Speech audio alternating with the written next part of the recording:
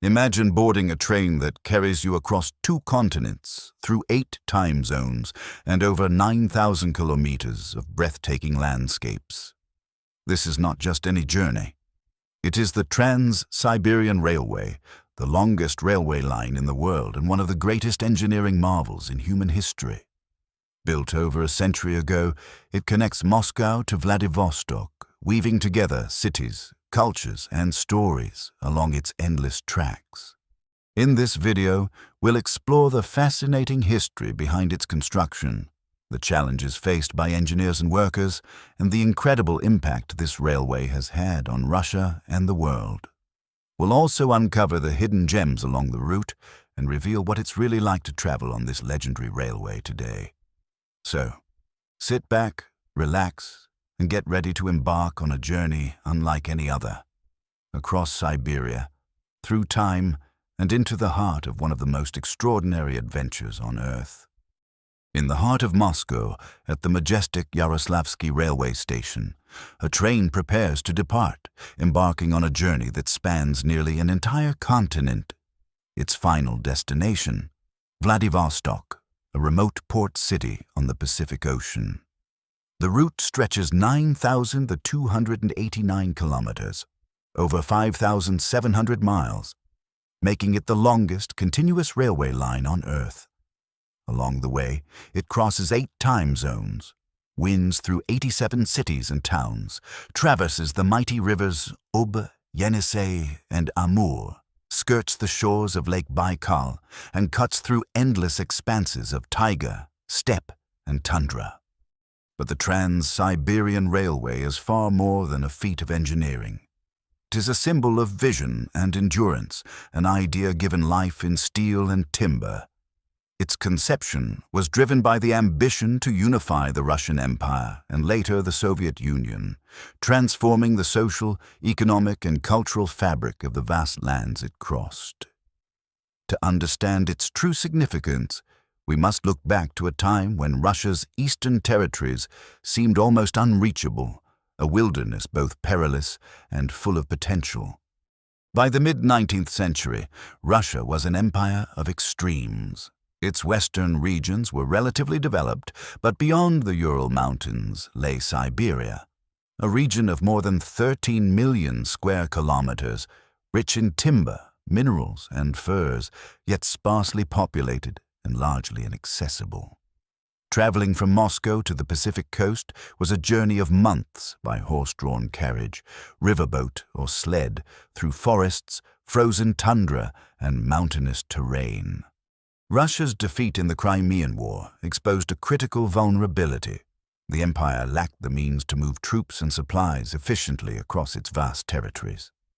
As the century progressed, the strategic urgency intensified. Japan was modernizing rapidly, Britain extended its influence across Asia, and Russia's Far Eastern holdings, including Vladivostok, faced potential isolation and foreign encroachment. By the 1880s, the imperial government considered an ambitious solution, a railway that would traverse Siberia, linking Moscow to Vladivostok. This was not merely about transport, it was about power. A transcontinental railway would consolidate control over the empire's eastern territories, encourage settlement, open Siberia's resources for economic exploitation, and cement Russia's geopolitical influence in Asia. Tsar Alexander III championed the project, and in 1886, detailed surveys of possible routes began. On March 17, 1891, his son, the future Tsar Nicholas II, laid the ceremonial first stone in Vladivostok, signaling the birth of one of history's most ambitious infrastructure projects. The Trans-Siberian Railway transformed the lives of communities it touched. Remote villages became hubs of commerce and culture almost overnight. Markets flourished where none had existed, offering fresh produce, goods from distant cities, and a meeting point for traders and travelers alike. People who had lived in isolation suddenly found themselves connected to the vast currents of Russian society.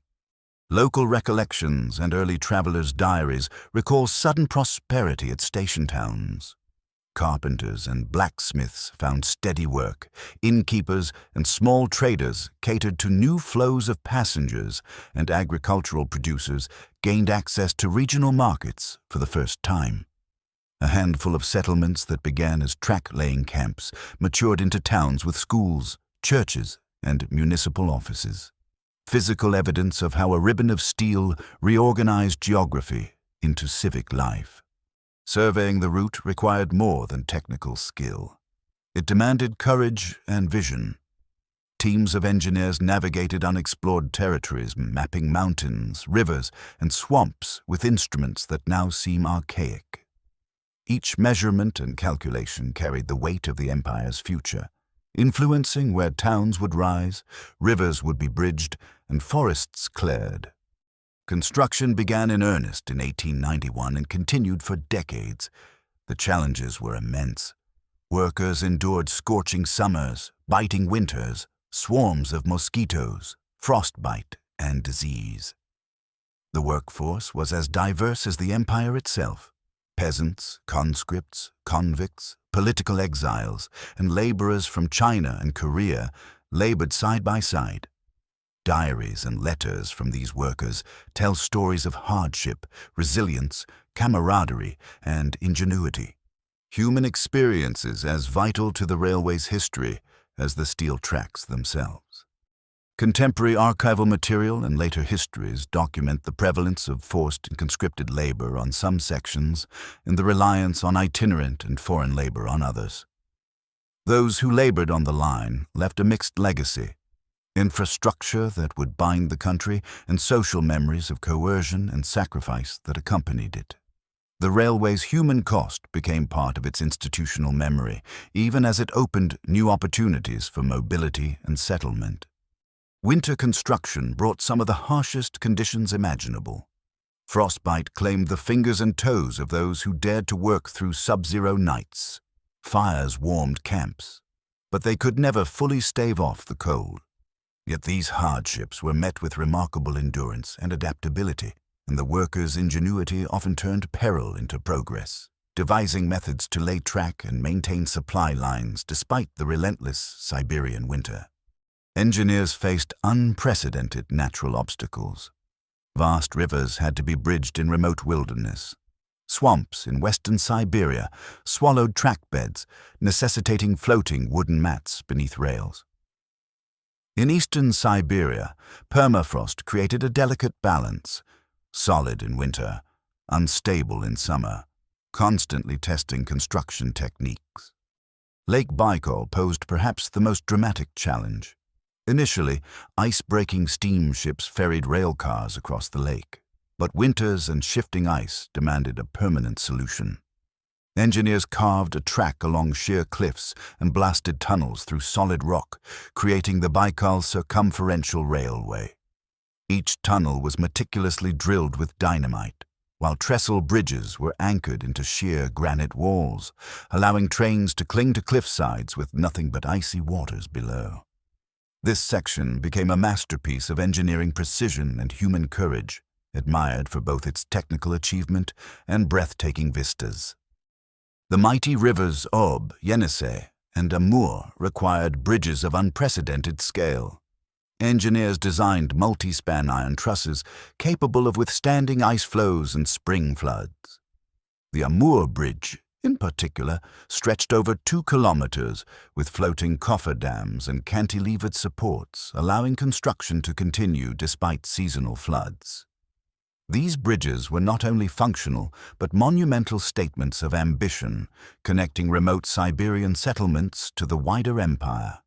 Nature was both an adversary and an inspiration. Endless forests tested the crew's patience and machinery, while rivers demanded innovative bridge designs. At the same time, the beauty of Siberia's landscape, from snow-capped peaks to endless steppe, imbued the journey with a sense of awe and wonder. Observers often wrote of the quiet majesty of the taiga and the reflective serenity of Lake Baikal, reminding travelers of the delicate balance between human ambition and nature's vastness.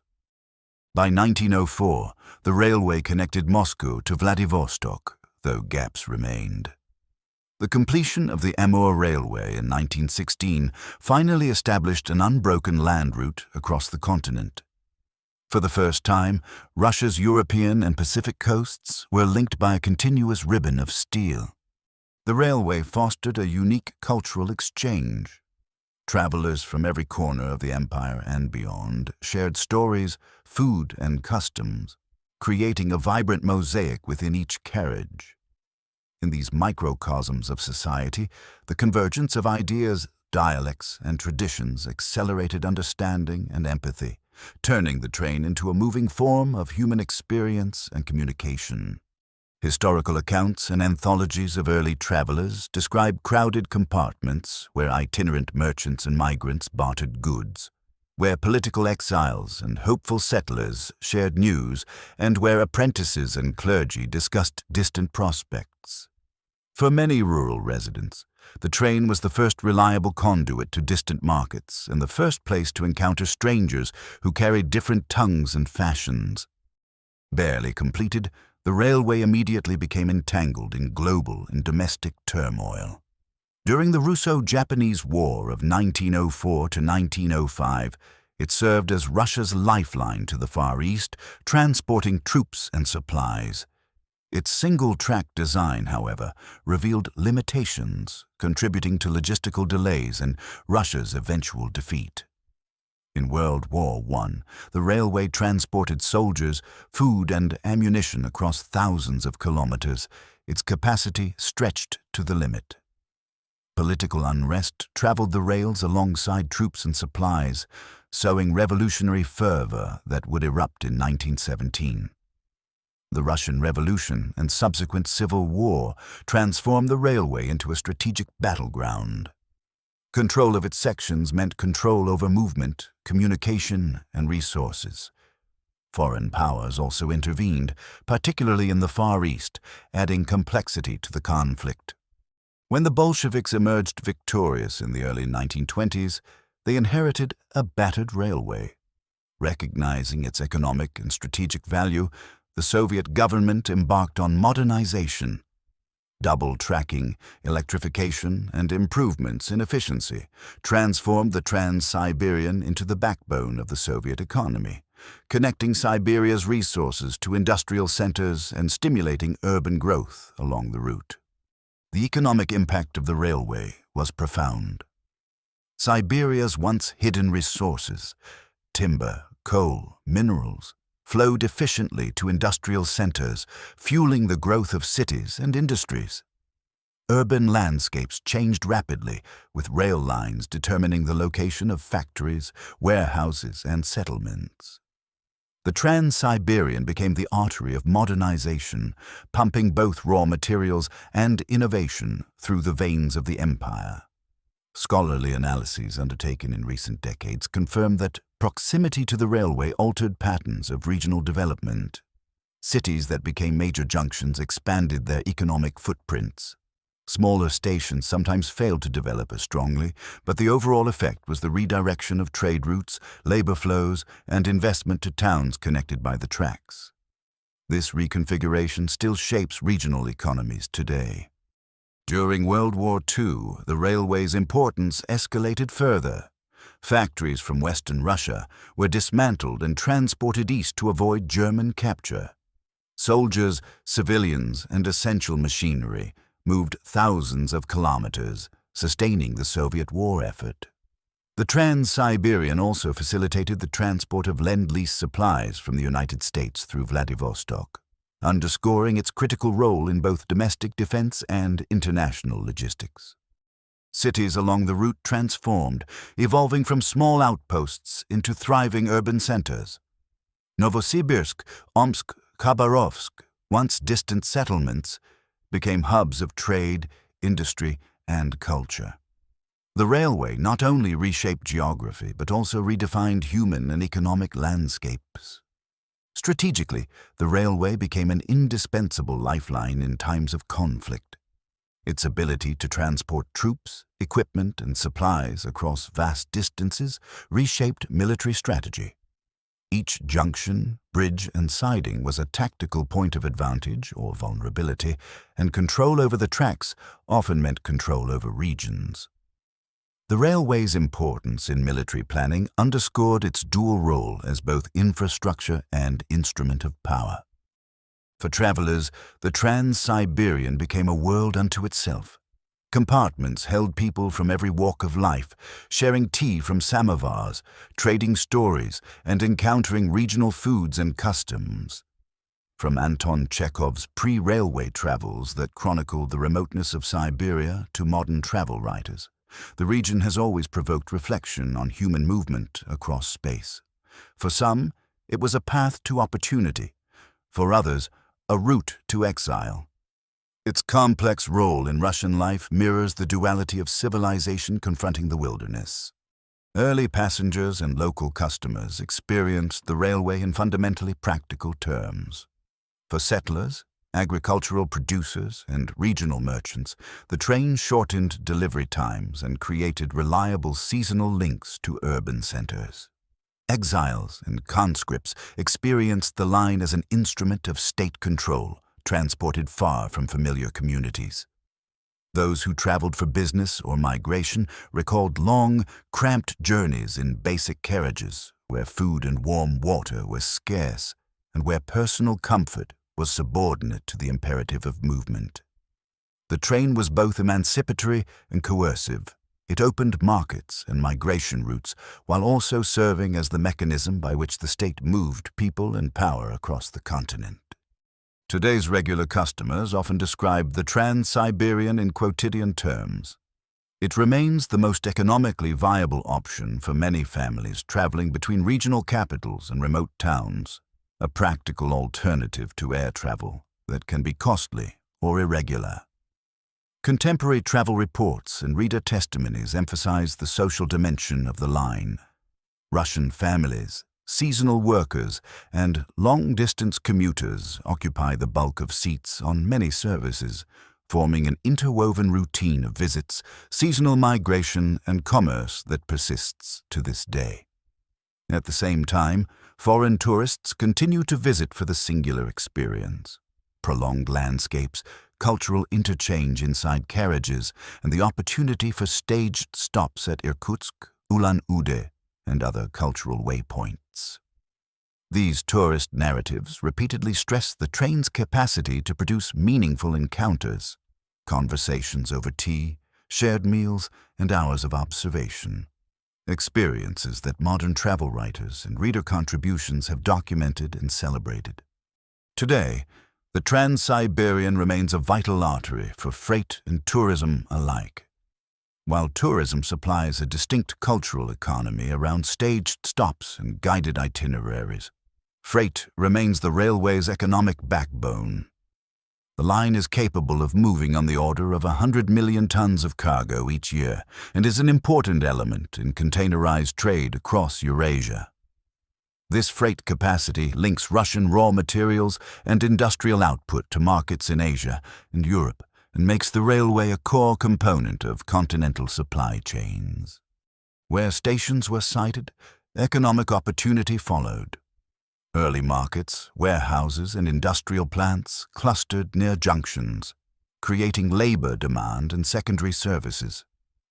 Over time, towns that became logistical nodes were able to sustain secondary industries, grain elevators, timber processing, repair yards, and wholesale distribution.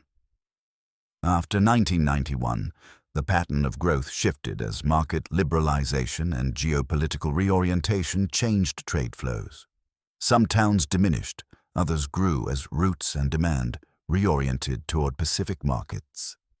Contemporary spatial analyses show that towns with better access to the main line maintained or increased economic activity relative to more remote settlements, demonstrating how transport infrastructure continues to determine regional economic fortunes. From its inception, the Trans-Siberian confronted logistical and environmental adversity. In the 19th century, the obstacles were immediate and physical. a sparse supply chain, primitive communications, seasonal extremes that limited construction windows, and a labor regime that incorporated forced and itinerant workers. Technological limits of the period constrained capacity and reliability. In the contemporary era, the nature of the challenges has changed but not vanished. The line must contend with aging infrastructure that requires sustained maintenance and modernization. Permafrost degradation and increasingly volatile weather patterns complicate track stability and increase repair costs. Competition from faster air services for passenger traffic and expanding maritime routes for bulk freight also places pressure on the railway to increase speed, reliability, and intermodal integration. At the same time, renewed attention to overland corridors and Eurasian rail links has opened opportunities for upgrades and investment, but these require strategic planning and capital expenditure to realize. Climate impacts on foundations and permafrost are a rising concern that will increasingly shape maintenance regimes and engineering responses. Beyond statistics and engineering, the Trans-Siberian is measured in everyday gestures. The station vendor who learns the regular's orders, the nurse who uses rail connections to commute between hospitals, the elderly woman who travels annually to visit family and who knows each intermediate stop by name. For tourists, the railway provides a structured form of slow travel, where sight, conversation, and routine replace itinerary-driven tourism. For regular passengers, it remains an instrument of work, family life, and obligation. Those two rhythms, the extraordinary and the ordinary, coexist continuously, and their interaction defines the railway's human landscape. Culturally, the railway remains embedded in literature, film, and regional identity. Museums, preserved stations, oral histories, and annual commemorations preserve its layered past, while educational programs and documentary projects interpret its social complexity for new generations. The Trans-Siberian is thus both infrastructure and narrative, a means of movement and a repository of memory where personal histories intersect with national trajectories. The Trans-Siberian Railway is far more than a line of steel connecting two cities. It is a story of human ambition, resilience, and ingenuity. It is the history of an empire, the industrial might of a nation, and the experiences of millions of people whose lives intersected along its path.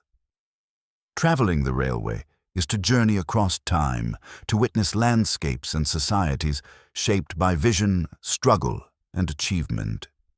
Each mile of track is a testament to what humans can accomplish when determination meets necessity, and it remains a living symbol of the enduring bond between people, land, and history.